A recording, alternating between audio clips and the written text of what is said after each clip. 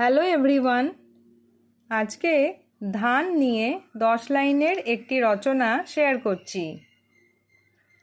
ধান আমাদের দেশের প্রধান কৃষিজাত ফসল এবং বাঙালিদের প্রধান খাদ্য ভাতের প্রধান উৎস।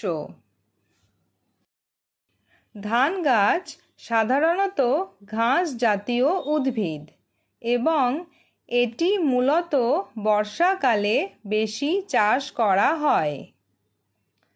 ধান চাষের জন্য প্রচুর বৃষ্টিপাত, জল এবং উর্বর পলি মাটির প্রয়োজন হয়। আমাদের দেশে ঋতুভেদে মূলত 3 ধরনের ধান চাষ করা হয়: আউশ, আমন ও বোরো। ধান গাছ যখন অপরিণত থাকে তখন মাঠ সবুজ দেখায়, কিন্তু ধান পাকলে মাঠ সোনালি রং ধারণ করে।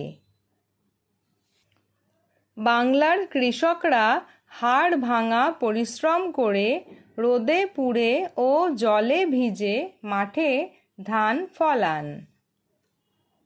ধান থেকে শুধু চালই হয় না, এটি থেকে মুড়ি, চিড়ে এবং খইও তৈরি করা হয়। ধান কাটার পর গাছের অবশিষ্টাংশ বা খড় গবাদি পশুর খাদ্য হিসেবে এবং ঘরের চাল তৈরিতে কাজে লাগে।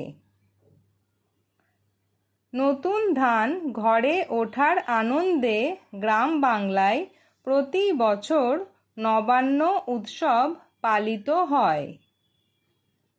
ধান আমাদের অর্থনীতির মেরুদণ্ড এবং কোটি কোটি মানুষের ক্ষুধার অন্ন জোগাতে এর ভূমিকা অপরিসীম।